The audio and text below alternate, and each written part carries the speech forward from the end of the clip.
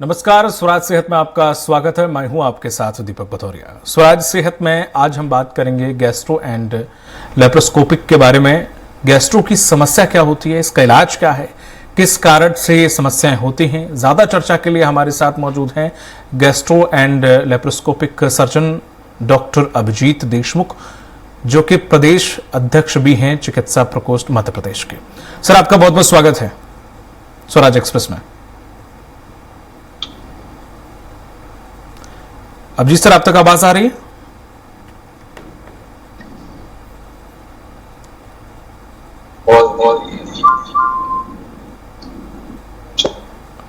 हम कोशिश कर रहे हैं कि यह जो हमारे साथ जुड़े हुए हैं देशमुख जी, वो हमारे साथ जल्द ही जुड़ें।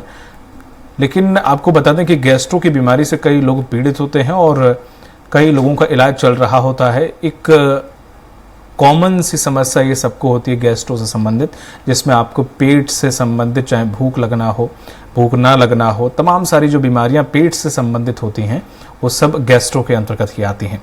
ऐसे में सभी को, चाहे वो अपच की दिक्कत हो या फिर अन्य पेट से संबंधित बीमारी हो, चाहे पेट दर्द हो, तमाम सारी समस्याएं होती हैं गैस्ट्रो संबंधित। वही आज जिस तरह से दिनचर्या लोगों की बदल रही है, उस हिसाब से इसकी समस्याएं लोगों में बढ़ती जा रही हैं।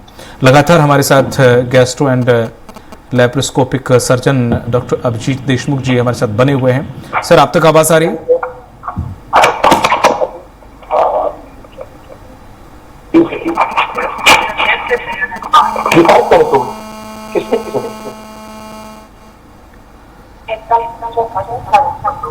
हम हमारे डॉक्टर से संपर्क करने की कोशिश कर रहे हैं कि वो और आपको अधिक जानकारी दें। लेकिन आपको बता दें कि गैस्ट्रो में आज हर एक व्यक्ति इससे पीड़ित है, चाहे वो पेट से संबंधित कोई बीमारी हो, कोई लक्षण हो, पेट से समस्या जो जुड़ी होती। कहते हैं कि पेट से ही हमारे अन्य बॉडी में जो समस्याएं होती हैं वो होती हैं। अगर पेट आपका सही है तो आपको किसी भी समस्या से जूझना नहीं पड़ेगा। लेकिन अगर आपका पेट सही नहीं है तो आपके चाहे स्किन हो, चाहे बाल हो, चाहे आपके आंखें हो या अन्य आपके अंग हो, उन सब पर इम्पैक्ट पड़ता है अगर आपका पेट ठीक नहीं है। तो गैस्ट्रो में गैस की समस्या एक बड़ा आज का मुद्दा बन चुकी है। लोगों के साथ बहुत समस्याएं पेट से संबंधित जीवन का हिस्सा बन गई हैं और ऐसे में लोग दवाइयाँ खा के अपने आप को एडजस्ट करते हैं, चाहे वो पेट में जलन हो, चाहे अन्य बीमारी हो पेट से संबंधित। तो ऐसे में तमाम सारी जो दवाइयाँ आती हैं, चाहे वो इनो पी के तमाम सारे जो आ रही हैं मेडिसिन, उन्हें लेके अपने आप को रखते हैं सुरक्षित कि कैसे भी करके हमें पेट से संबंधित बीमारियाँ ना हो। लेकिन कहीं ना कहीं हम सब उसी से प्रत्यक्ष और अप्रत्यक्ष रूप से जूझ रहे हैं। और हमारे साथ फिर से जुड़ गए हैं डॉक्टर अभिजीत देशमुख जी। स्वराज एक्सप्रेस में सर आपका बहुत बहुत स्वागत है।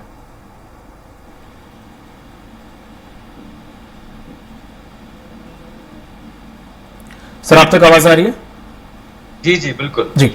स्वराज एक्सप्रेस में सर सबसे पहले तो आपका बहुत बहुत स्वागत है। सर, जिस तरह से देखें गैस्ट्रो एंड लेप्रोस्कोपिक, गैस्ट्रो को हम जितनी आम भाषा में जानते हैं लोग, वो सिर्फ ये जानते हैं पेट से संबंधित समस्याएं इसके अंतर्गत आती हैं। लेकिन अगर डॉक्टरी भाषा में हम जाने तो गैस्ट्रो से संबंधित कौन कौन सी बीमारियां हैं या आम और कॉमन जो हर व्यक्ति इससे जूझ रहा है? जी, जो आजकल की लाइफस्टाइल को तो उस हिसाब से सबसे ज्यादा जो प्रॉब्लम है पेट के संबंधित वो है गैस्ट्राइटिस होता है, पेट वाला प्रॉब्लम होता है, कॉन्स्टिपेशन होता है। फिर अगर आगे बढ़े, आपने अल्कोहल लेने से आती है, पर हो जाता है। तीन चीजें हैं जो पेट से संबंधित होती है। कई बार सर्जिकल तो सबसे कॉमन है, वो अपेंडिसाइटिस होता है, फ्यूजन होना, ये बहुत कॉमन है। जी बिल्कुल। इसमें एक लेप्रोस्कोपिक जो सर्जन है आप, तो ये शायद वही है जो जहां तक हो सकता है मैं सही हूं कि इसमें छोटा सा कट लगा के आपके पेट के अंदर, चाहे वो आते हो, चाहे हार्ट हो या फिर कोई और, वहां से उसे ठीक किया जा सकता है स्कोपिक के जरिए। तो क्या ये वही है? इसे थोड़ा सा अगर आसान भाषा में समझने की कोशिश करें तो कैसे समझाएंगे आप? बिल्कुल, बहुत अच्छा प्रश्न है। लैप्रोस्कोपिक सर्जरी मतलब लैप्रो मतलब पेट, स्कोपी मतलब स्कोप से। तो पहले जो ऑपरेशन हुआ करते थे वो पेट के जो ऑपरेशन होते थे उसमें बहुत बड़ा चिरा लगाकर बिल्कुल उसका ऑपरेशन किया जाता था, पूरा पेट खोला जाता था।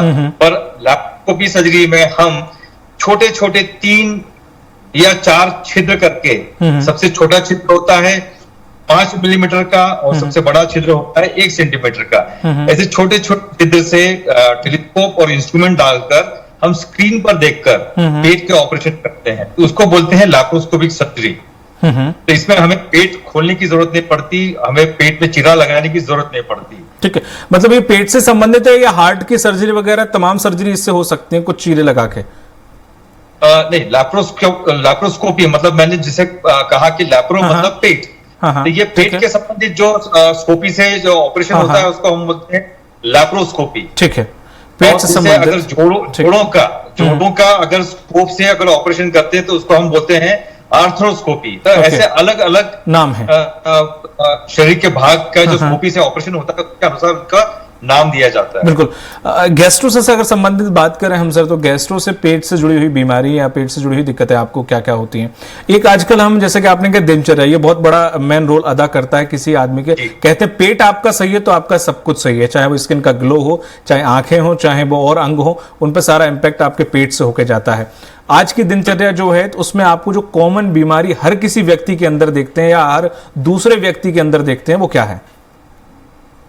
बिल्कुल, आपने बहुत सही कहा कि जो मैं अपने क्लिनिक्स पे देखता हूँ पेशेंट्स, अगर मेरे पास अगर 10 पेशेंट आते हैं, उन 10 पेशेंट में से कम 6 पेशेंट्स ऐसे होते हैं जिनको गैस से संबंधित प्रॉब्लम होती है, जैसे एसिडिटी हो या कॉन्स्टिपेशन हो।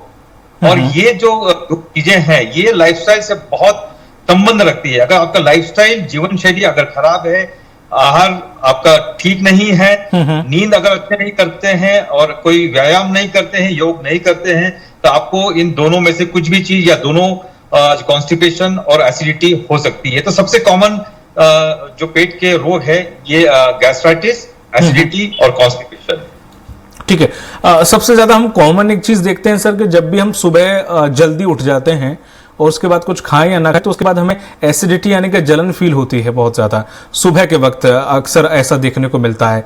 इसका कारण लेट सोना है या लेट खाने की वजह से ऐसा हुआ है, या इसे कुछ उपाय करके इसे शॉर्ट आउट किया जा सकता है कि सुबह आप कुछ भी हल्का सा मील लें या फिर नहीं भी लें तो आपको एसिडिटी सुबह तो नहीं होगी एटलीस्ट? ये देखा गया है कि जो व्यक्ति रात को एकदम पेट भरकर खाना खाते हैं और 2 घंटे के अंदर सो जाते हैं, वो सुबह उठकर एसिडिटी बहुत ज्यादा होती है। तो हम ये कहते हैं कि रात का खाना कम से कम खाना होना चाहिए और खाने के बाद कम से कम घंटे तक आपको लेट नहीं है। ठीक है, खाना खाने के बाद रात को कम से कम 100 कदम तो चलना है। अगर बात आप ध्यान रखेंगे तो आपको सुबह एसिडिटी नहीं होगी। ठीक है, जैसे कि आपने दिनचर्या का बहुत अच्छा बताया कि अगर आप 2 घंटे के बाद क्या कुछ आहार का भी रहता है कि हल्का खाना खाना, क्योंकि हमने तो अभी यही सुना है कि रात को भूखे पे जिस तरह से हम देखें कि आजकल की जो नई जनरेशन है वो कहती है कि रात को भी आप नहीं खाओ तो चलेगा, मतलब नहीं खाना चाहिए, अवॉइड करना चाहिए, हल्का खाना चाहिए। लेकिन हमारे जो माता पिता है उनके दिमाग में परसेप्शन है कि भूखे पेट नहीं सोना चाहिए, खाना खा के ही सो चाहे कुछ भी हो जाए। इन दोनों में कितना अलग अलग विचार है, कौन सा सही है? बिल्कुल, आपका खाना बिल्कुल होना चाहिए, खाली पेट बिल्कुल नहीं सोना है। थोड़ा खाना है आपको, आपकी जो खाना खाने की जो ब्रेकफास्ट जिसको बोलते हैं हम, वो हेवी होना चाहिए क्योंकि उसके बाद आप जाने वाले हैं, काम करने वाले हैं। आपका जो लंच होता है वो हल्का होना चाहिए। शाम को थोड़ा एक स्वल्पाहार हो और उसके बाद रात को खाना होता है कम हो, बहुत हेवी नहीं खाना, अपने को लाइट खाना होना चाहिए, ताकि रात को जब हमारा शरीर बिल्कुल शांत स्थिति में होता है उस वक्त हमारी पाचन क्रिया भी स्लो हो जाती है। तो ऐसे में हल्का खाना खाना बहुत जरूरी है, पर भूखे पेट नहीं सोना चाहिए। ठीक है, इसी के अंतर्गत सर सोने से रिलेटेड एक ये कहा जाता है कि अगर आप हार्ट के साइड सोते हैं तो आपके एंजाइम्स जो होते हैं वो इधर साइड आ जाते हैं, इससे आपका खाना पच नहीं पाता और वो एसिडिटी के रूप में बाहर आता है। अगर आप राइट हैंड साइड में सोते हो तो आपका खाना अच्छे से पचेगा भी, एंजाइम अच्छे से उस खाने को डिसॉल्व भी कर देंगे और आपको एसिडिटी की समस्या भी नहीं होगी। क्या ये वाकई रोल अदा करता है हमारे किस करवट हम लेट रहे हैं और उसका सुबह रिजल्ट क्या होगा? बिल्कुल, जो आप करवट की बात कर रहे हैं, जिस तरह का हमारा जो अमाशय है, स्टमक है, उसका जो स्ट्रक्चर है एनाटमी है, तो जो खाना खाने के बाद जिस तरह से वो पास होता है, तो हम अगर राइट साइड में अगर लेटेंगे तो वो जल्दी से खाना नीचे आएगा और एसिड से मिलकर तुरंत नीचे निकल जाएगा। और अगर उसके उल्टा हम लेटेंगे तो वो एसिड ऊपर की तरफ आ जाता है और काफी देर तक वहां पड़ा रहता है। तो इसलिए जो करवट बदलने वाले हम जो बोल रहे हैं राइट साइड में, वो बेहतर होता है और वो एसिड जल्दी से स्टमक से निकल जाता है बाहर। जी, जिस तरह से सर गैस की आपने समस्या बताई, बाकी अगर पेट से जुड़ी हुई समस्याएं, कभी कभी कुछ लोगों को ऐसा भी देखने को मिलता है कि भूख नहीं लग रही, कभी कभी कुछ लोगों को ऐसा होता है, जैसे हमने जॉइंटिस और अन्य बीमारियों में भी देखा है कि भूख नहीं लगती बल्कि खाने की स्मेल से ही आपका मन नहीं होता है, बल्कि उसका दूर हटने का दिल करता है। जैसे कहा जाता है कि आपका SGPOT बढ़ा हुआ है, लिवर में सूजन है। तो ये जो चीजें होती हैं, भूख ना लगना, ये किस चीजों की, किन बीमारियों का संकेत होते हैं? भूख न लगना, उसके बहुत सारे कारण होते हैं और ये देखा गया है कि कई बार अगर व्यक्ति डिप्रेस भी होगा तो उस डिप्रेशन के कारण भी कई बार भूख कम लगती है। और अगर बीमारी की बात करें तो लीवर जॉन्डिस जैसा आपने पीलिया होता है तब भूख कम लगती है। कैंसर होते हैं, कैंसर्स में भी आपकी भूख कम लगेगी, होगा वजन कम होगा। तो ऐसी कुछ ऐसी बीमारियां हैं जिसमें भूख कम होती है। तो एक तो डिप्रेशन और आपका लीवर में कोई अगर प्रॉब्लम होगी, खासतौर से जॉन्डिस, और कुछ कैंसर्स होते हैं उसमें हमारी भूख कम होती है और वजन कम होता है। ठीक है, तो इसमें भी भूख कम, अगर बहुत लंबे समय तक अगर भूख कम लगती है तो आपको डॉक्टर से मिलकर परामर्श लेना बहुत जरूरी है। ठीक है, आजकल घर का खाना लोग, या तो दैनिक दिनचर्या, ऑफिशियल टाइम ऐसा होता है कि नहीं बन पाता है, नहीं खा पाते। अक्सर बाहर के फूड पे टाइम वो घर खाना जैसा ही परोसा जाने वाला कहते हैं ऐसा कि घर का खाना है, पर ऑयली बहुत खाना हो, फास्ट फूड हो, जिसकी तरफ युवा आजकल जा रहे हैं। कितना खाना तक ये ठीक है? पूरा अवॉइड करना थोड़ा मुश्किल है क्योंकि आप घर से बाहर रह रहे हैं, तो वो थोड़ा मुश्किल हो जाता है। कितना खाना तक ठीक है या कितना फास्ट फूड पर निर्भर होना ठीक है? किन किन फास्ट फूड से आपको बहुत दूरी बना के रखनी चाहिए? फास्ट फूड हमेशा आपके शरीर के लिए नुकसानदायक है और जितना अवॉइड करना अच्छा होगा। और अगर आप बोल रहे हैं कि हम कितना खा सकते हैं, तो मुझे लगता है कि हफ्ते में एक बार खाएं तो ठीक है, बाकी रोज खाना ठीक नहीं है। कोशिश करें हम घर से खाना बना के ले जाए, अगर पॉसिबल नहीं है तो वहां पर खाने के रूप में हमें फ्रूट्स खाएं, वो ज्यादा बेहतर होगा। क्योंकि बाहर का खाना हमें तेल में बना है, कैसा बना है, बारे में हमें नहीं पता कि कितना स्वच्छ है, इसलिए ध्यान रखें। ठीक है, बसर ये जो जॉइंटिस, डायरिया, ये कुछ पेट से संबंधित कुछ भयानक बीमारी ही कहूंगा मैंने, क्योंकि ये आदमी को बिल्कुल कमजोर करके रख देती हैं और बहुत जान भी कभी कभी चली जाती है। इन बीमारियों से कैसे बचा जाए, किस वजह से ये अक्सर होती हैं? कहा जाता है कि जॉइंटिस पानी की वजह से और डायरिया बेसिकली खाने की वजह से होता है। यही धारणा ठीक है या फिर और भी वजह होती है जिसकी वजह से आपको इन बीमारियों से जूझना पड़ता है? बिल्कुल, अब जैसे जॉन्डिस, हेपेटाइटिस बोलते हैं हमको, जी। ए टाइप जो होता है वो खान पान में, पानी में कोई खराबी होगी तो ये हेपेटाइटिस ए होता है। और हेपेटाइटिस बी जो सबसे ज्यादा पाया जाता है वो हेपेटाइटिस बी, इन्फेक्टेड खून, इंजेक्शन, नीडल्स, ऐसे जो इन्फेक्टेड नीडल से अगर होता है तो हेपेटाइटिस बी होता है। ये दो अलग अलग हेपेटाइटिस कारण। तो हेपेटाइटिस ए जो है वो अपने आप ठीक हो जाता है कुछ दवाइयों से, जिसका आराम मिल जाता है। और पर हेपेटाइटिस बी अगर किसी को हो जाता है तो वो इन्फेक्शन हमेशा बॉडी में बना रहता है। ठीक है, सर किसी किसी को अगर देखते हैं हम कि उसे कभी खाना डाइजेस्ट नहीं होता, चाहे वो कितना भी शेड्यूल कर ले, कभी कभी किसी को साथ समस्या होती है। कोई कहता है कि ये जेनेटिक है या फिर उनके फादर के ये समस्या थी। तो वाकई ये पेट से जुड़ी समस्याएं पीढ़ी दर पीढ़ी विरासत में भी मिलती हैं क्या? हाँ, कुछ स्टडी से पाया गया है कि ये जेनेटिक एक होता है और जेनेटिक खासतौर से बिहेवियर, आपने देखा होगा कि एक फैमिली में बिहेवियर एक जैसा होता है कई बार, तो एक कहीं कुछ फैक्टर्स होते हैं जिसमें ये देखा गया कि फैमिली में ये प्रॉब्लम होती है। ठीक है, मतलब एक कॉमन नहीं है, पर हाँ रेयर केसों में ऐसा देखने को मिलता है।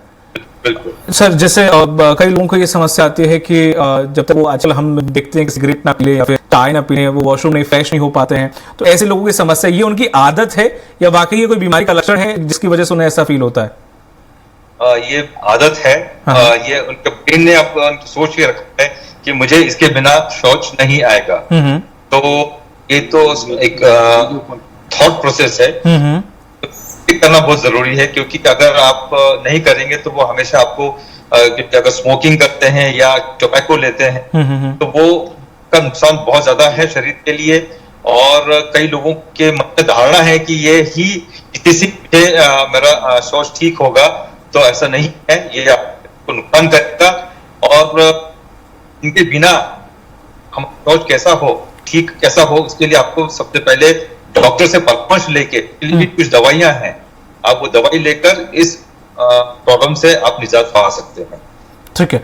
अब एक कहते हैं कि हमारे पूरी बॉडी का एक लिवर एक ऐसा अंग होता है जो अपने आप को खुद हील कर लेता है, इसमें कितना सत्यता है और क्या इसकी खासियत होती है लिवर की जो अपने आप हील कर लेता है? क्या ये भी ऐसा है कि कुछ हिस्सा इसका काट दिया जाए तो अपने आप को फिर से डेवलप कर लेता है, कि ये भी सच है? बिल्कुल, ये बॉडी का एक ऐसा ऑर्गन है जिसमें कि अगर उसका एक पार्ट अगर हम निकाल भी लें, खराब भी हो जाता है, तो जो बचा हुआ पार्ट ग्रो करता है। आपने देखा होगा लिवर ट्रांसप्लांट, बिल्कुल। अगर किसी एक व्यक्ति के का लिवर का एक पार्ट निकालकर, जो डोनर होता है उसका एक पार्ट, छोटा सा पार्ट लिवर का निकालकर एक पेशेंट के इसमें ट्रांसप्लांट किया जाता है। तो जो ट्रांसप्लांट करने के बाद वो लिवर ग्रो करता है, और साथ में जो डोनर होता है जिसके शरीर से लिवर का पार्ट निकाला है, तो उसमें भी वो लिवर ग्रो कर जाता है। तो लिवर में एक खासियत है कि वो रीजनरेट करता है। तो मतलब ये कहा जा सकता है कि बीज अगर उसके अंदर बोया तो वो पूरा एक पेड़ का रूप उसके अंदर ले लेता है, पूरा लिवर वो कर लेता है। सर, ऐसे लिवर के बारे में जिस तरह से ये जो जानकारी है जो आपने साझा की कि इस तरह से अपने आप को रीहील कर लेता है, हमने अक्सर ऐसे देखने को मिला है कि लिवर लगभग अगर किसी का 75% अगर खराब हो चुका हो तब भी ये चांसेस बने रहते हैं? 75% डैमेज है, 25% उसको हैंडल कर सकता है को, पर इसमें बहुत ज्यादा हमें खान पान का ध्यान रखना होगा कि उस पर लोड नहीं देना है। तो 75% जो खराब हो गया है, फाइब्रोसिस जिसको बोलते हैं, सिरोसिस बोलते हैं, अगर वो खराब होने के बाद फिर वो रीजनरेट पॉसिबल नहीं है। अच्छा सर, रखना हो। बिल्कुल सर, जो मोटे लोग होते हैं हमने देखा है कि कुछ विदेशी चैनलों को मैंने देखा है, वहाँ की जो बायोग्राफी देखी लोगों की या डॉक्यूमेंट्री देखी, उसमें देखा है जो लोग ज्यादा हेल्दी होते हैं, मोटे होते हैं, तो अपने लिवर को साइज छोटा करा लेते हैं वो काट के, जिससे उन्हें भूख लगती है और जिससे उन्हें पतला होने में आसानी होती है, क्योंकि पहले उन्हें भूख बहुत ज्यादा लगती थी। तो वाकई ऐसा होता है क्या? और अगर ये ऐसे होता है तो जैसे आपने कहा कि लिवर का हम कुछ हिस्सा काट दें तो फिर से रीहील कर लेता अपने आप को, तो क्या उनमें ये कंडीशन नहीं होती है क्या? मुझे लगता है कि आप जो बात कर रहे हैं वो है बेरियाट्रिक सर्जरी। मतलब जो मोटापा है उसको कम करने के लिए जो सर्जरी होती है उसको बेरियाट्रिक सर्जरी बोलते हैं। ठीक है। और उस बेरियाट्रिक सर्जरी लिवर से संबंध नहीं होता है। इसमें हम आमाशय या इंटेस्टाइन्स को बाईपास करते हैं या छोटा कर देते हैं आमाशय को, जिससे कि हम आएंगे तो पेट जल्दी से भर जाएगा। वो फीलिंग, हमें पेट भरने की फीलिंग आ जाएगी, जल्दी आ जाएगी। इससे हमारा खाना लिमिट में आ जाएगा, कम हो जाएगा। तो उसको हम बोलते हैं बेरियाट्रिक सर्जरी। बेरियाट्रिक सर्जरी में लिवर की से कोई हैंडलिंग नहीं की जाती। ठीक है। जैसे आपने भूख की बात की, किसी किसी का शरीर उस हिसाब से नहीं है, कोई ये समझता है कि वो 2 चपाती मुश्किल से ले पाता होगा और वो बहुत सारा खाना खा लेता है, शरीर बहुत शॉल है, लगता है बहुत खाना खाता होगा और उसकी डाइट बिल्कुल ना के बराबर है। ऐसा अंतर हमें क्यों देखने मिलता है? हर एक का एक फिजियोलॉजी होता है, बेसिक रेट होता है, तो वो उस पर निर्भर करता है कि वो ज्यादा खाकर कैसे पचा लेता है। तो इट्स और जेनेटिक्स एंड बीएमआई। ठीक है। एक हेल्दी जीवन, एक अपने पेट को सबसे स्वस्थ रखने का आसान और सही तरीका जो हर किसी को फॉलो करना चाहिए, आपकी तरफ से क्या एडवाइस होगी? बिल्कुल, सबसे पहले तो मैं कहूंगा कि व्यायाम, योग बहुत जरूरी है। अच्छी नींद होना बहुत जरूरी है, और साफ पौष्टिक खाना, भोजन, ये बहुत जरूरी है। ये 3 चीजें अगर बातें हम अगर ध्यान रखेंगे तो मुझे लगता है कि पेट की बीमारी कभी नहीं होगी। आपको कोई दवाई लेने की जरूरत नहीं पड़ेगी। अच्छा, एक अंतिम सवाल और है सर। जिस तरह के सुबह लोग बोलते हैं कि डिटॉक्स करने के लिए कोई ड्रिंक लेना चाहिए, वो जरूरी है? अगर जरूरी है तो सबसे आसान ड्रिंक कौन सी जिसे हम घर बना के पी सकते हैं, खुद को डिटॉक्स कर सकते हैं? सबसे आसान और सबसे बेहतर होता है कुनकुना पानी। सुबह उठा 1 गिलास कुनकुना पानी पीजिए। ये सबसे अच्छा, ये पेट के लिए बहुत अच्छा होगा। ये गुनगुना पानी आपको डिटॉक्स कर सकता है, बाकी आपको तामझाम करने की जरूरत नहीं है कि आंवले का जूस और करेले का जूस या लौकी का जूस। अगर लेने तो कोई दिक्कत नहीं है, बट सिंपल सी बात है कि आप गुनगुना पानी 1 गिलास रोज पी लें, और अगर उसके साथ तुलसी अगर है तो तुलसी ले लें। सबसे आसान जो कि हम रोज हम उसको कर सकते हैं। जी, तमाम महत्वपूर्ण जानकारी हमारे दर्शकों तक साझा करने के लिए और समय देने के लिए आपका बहुत बहुत शुक्रिया डॉक्टर अभिजीत देशमुख जी। तो ये थे हमारे साथ gastro and laparoscopic surgeon doctor Abhijit Deshmukh, जिन्होंने बताया कि किस तरह से आप अपने पेट को स्वस्थ रख सकते हैं, जीवन शैली आपकी किस तरह से होनी चाहिए, व्यायाम भी जरूरी है, स्वस्थ खाना जरूरी है, बाहर का खाना अवॉइड करना है, कोई भी बीमारी लंबे समय तक है तुरंत उसको डॉक्टर को दिखाएं। साथ ही उन्होंने लेप्रोस्कोपिक के बारे में जिक्र किया कि अगर पेट से संबंधित कोई भी ऑपरेशन है, पहले पूरा पेट में चीरा लगा के आपका ऑपरेशन किया जाता था, पर इससे कुछ छोटे छोटे छिद्रों में छोटे छोटे चीरे लगा के जो आपका स्क्रीन पर स्कोप के द्वारा देखकर वो बीमारी ठीक की जाती है और बहुत आसान हो गया, बहुत इजी हो गया। लेकिन फिर भी आप अपना ख्याल रखें, स्वस्थ रहें। मुझे दीजिए इजाजत, नमस्कार।